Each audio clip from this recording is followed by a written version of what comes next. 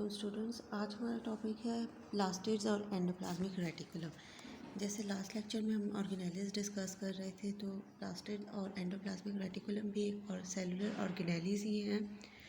इसमें हम इनका स्ट्रक्चर, फंक्शन और इनका डिटेल में देखते हैं क्या होता है। Plastid are also membrane bounded organelle that only occur in the cell of plant and photosynthetic protist. Plastid वो ऑर्गेनेलीज होती हैं, मेम्ब्रेन बाउंडेड ऑर्गेनेलीज होंगी, पहली बात। दूसरी बात ये कि ये प्लांट्स में प्रेजेंट होते हैं। प्लांट्स के अलावा फोटोसिंथेटिक प्रोटिस्ट यानी कि एलजी वगैरह में प्रेजेंट होती हैं। There are 4 types. प्लास्टिड्स की टाइप्स होती हैं 3 टाइप्स होती हैं। क्लोरोप्लास्ट, ल्यूकोप्लास्ट एंड क्रोमोप्लास्ट, ये 3 टाइप्स होंगी। अब इन 3 टाइप्स में सबसे जो मेन है वो क्लोरोप्लास्ट है, जो कि आप लोगों ने पहले भी सुना होगा कि फोटोसिंथेसिस में क्लोरोफिल यूज़ होता है। क्लोरोफिल कहाँ प्रेजेंट होता है? क्लोरोप्लास्ट में। तो ये हम इसमें डिटेल में देख लेते हैं। Like mitochondria, chloroplast is also bounded by double membrane. जैसे हमने लास्ट लेक्चर में माइटोकॉन्ड्रिया का पढ़ा था कि उसमें डबल मेम्ब्रेन बाउंडेड ऑर्गेनेलीज होती हैं। सेम इसी तरह से क्लोरोप्लास्ट में भी डबल मेम्ब्रेन होंगी। The outer membrane is smooth while inner membrane give rise to sac called thylakoids. Same जैसे माइटोकॉन्ड्रिया में आउटर मेम्ब्रेन स्मूथ थी, इनर मेम्ब्रेन में इनर फोल्डिंग्स हुई हुई थी जिनको क्रिस्टल कहा था। सेम इसी तरह से इसकी भी आउटर मेम्ब्रेन स्मूथ होती है, लेकिन इनर मेम्ब्रेन में सैक्स बने हुए थे। सैक्स आप कह सकते हो पाउच लाइक स्ट्रक्चर होता है जिनको कहा जाता है thylakoid. The stack of thylakoid is called granum. और स्टैक जो होगा थैलाकोइड का, यानी कि एक क्लस्टर आप कह सकते हो, जो जहाँ पे थैलाकोइड प्रेजेंट होंगे, यानी कि थैलाकोइड का गुच्छा, उसके लिए वर्ड यूज़ होता है ग्रेनम का। Grana float in the inner fluid of chloroplast. और ये ग्रेना कहाँ प्रेजेंट होता है कि क्लोरोप्लास्ट के अंदर जो इनर फ्लूइड होता है जिसको स्ट्रोमा कहा जाता है, वहाँ पर ये थैलाकोइड और ग्रेनम प्रेजेंट होते हैं। Chloroplast are the site of photosynthesis in eukaryotes. Eukaryotes में यानी कि प्लांट्स में जितनी भी फोटोसिंथेसिस हो रही होती है वो सारी की सारी क्लोरोप्लास्ट में हो रही होती है। They contain chlorophyll for the the green pigment necessary for the photosynthesis. Chloroplast के अंदर क्लोरोफिल प्रेजेंट होता है। और क्लोरोफिल क्या होता है? एक ग्रीन पिगमेंट होता है जो कि फोटोसिंथेसिस के लिए बहुत ज़रूरी होता है। इसके अलावा इसमें कुछ और एसोसिएटेड पिगमेंट्स भी होते हैं। These pigments are present in thylakoid of grana. और ये सारे पिगमेंट्स कहाँ प्रेजेंट होते हैं? थैलाकोइड्स में, ग्रेना के। ये इसकी फर्स्ट टाइप होगी। सेकंड टाइप होगी प्लास्टिड्स की। प्लांट्स में वो होती है क्रोमोप्लास्ट।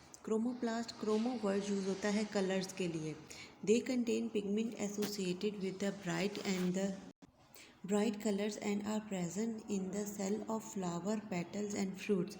ब्राइट कलर्स के पिगमेंट्स होते हैं जो कि कहाँ प्रेजेंट होते हैं? फ्लावर्स, पेटल्स में, और इसके अलावा फ्रूट्स, स्किन्स वगैरह में प्रेजेंट होते हैं, जो कि डिफरेंट कलर के फ्लावर्स आपको नज़र आ रहे थे। फ्रूट्स, वेजिटेबल्स की स्किन जो होती है वो डिफरेंट कलर की नज़र आ रही थी, वो क्रोमोप्लास्ट की वजह से होती है।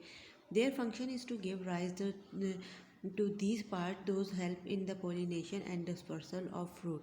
इनका क्या फंक्शन होता है? पोलिनेशन में हेल्प करते हैं। मीन्स के जो कलरफुल फ्लावर्स होते हैं वो बीज वगैरह को, बर्ड्स को, बटरफ्लाइज, इंसेक्ट्स वगैरह को अपनी तरफ अट्रैक्ट करते हैं, जिसकी वजह से पोलिनेशन होती है। नेक्स्ट टाइप है, third type, leucoplast. Leucoplast are the third type of plastids. They are colourless and store starch. इनका कोई कलर नहीं होता, मीन्स इसके अंदर कोई पिगमेंट नहीं होता। और इनका क्या काम होता है? स्टोर स्टार्च को, प्रोटीन्स को और लिपिड को स्टोर करके रखते हैं। They are present in the cell of those part where food is store.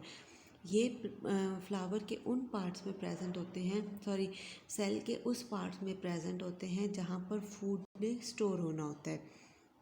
अब ये इसमें देखें क्लोरोप्लास्ट का स्ट्रक्चर। जैसे हमने डबल मेम्ब्रेन बाउंडेड ऑर्गेनेली का पढ़ लिया था, तो इसके भी 2 मेम्ब्रेन हैं। ये आउटर मेम्ब्रेन जो कि बिल्कुल स्मूथ है, और इनर मेम्ब्रेन देखें जिससे अंदर से इनफोल्डिंग हुई हुई हैं और ये थैलाकोइड बने हुए हैं, इसको कहा जाता है इनर मेम्ब्रेन।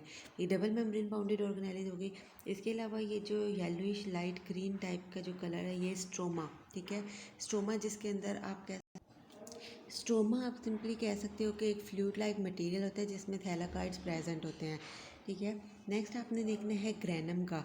अब ये देखिए, ये स्टैक ऑफ थैलाकाइड है, ये पूरा का पूरा एक ग्रैनम है, और एक ग्रैनम में आपके पास 8 to 10 थैलाकाइड्स प्रेजेंट हो सकते हैं। अगर इन ये जो डिस्क हैं सिंपल, इनको आप अलग अलग कहे रखेंगे तो वो आप कह सकते हो कि वो एक थैलाकाइड है, लेकिन जब ये स्टैक की फॉर्म में होंगे यानी क्लस्टर की फॉर्म में होंगे तो इनके लिए टर्म यूज़ होती है ग्रैनम।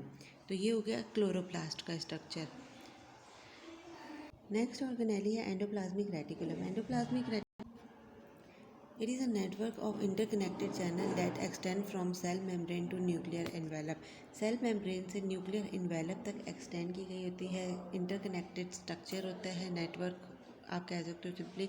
और ये दो फॉर्म होती हैं इसकी, दो कौन सी फॉर्म होंगी, रफ एंडोप्लाज्मिक रेटिकुलम और smooth endoplasmic reticulum. Rough endoplasmic reticulum को आप RER भी कह सकते हो शॉर्ट फॉर्म में, और स्मूथ के लिए यूज़ होते हैं SER। तो फर्स्ट हम देखते हैं rough endoplasmic reticulum is so name because it is rough appearance. इसकी अपीयरेंस रफ होती है जिसकी वजह से इसको रफ एंडोप्लाज्मिक रेटिकुलम कहा जाता है। अब ये अपीयरेंस इसकी रफ क्यों होती है, ड्यू टू राइबोसोम्स, क्योंकि इसके साथ राइबोसोम्स अटैच होते हैं। Ribosome serves as a function of protein synthesis. Ribosomes जो हैं वो प्रोटीन सिंथेसिस का फंक्शन परफॉर्म करते हैं। ये पीछे भी राइबोसोम्स का फंक्शन होता है प्रोटीन सिंथेसिस का, तो जिसकी वजह से ये राइबोसोम्स अटैच होते हैं एंडोप्लाज्मिक रेटिकुलम पे, तो इसका भी सेम वही फंक्शन होगा प्रोटीन सिंथेसिस का। Smooth endoplasmic reticulum lake ribosomes, इसके ऊपर कोई राइबोसोम्स प्रेजेंट नहीं होते, जिसकी वजह से इसकी अपीयरेंस जो होती है वो स्मूथ होती है।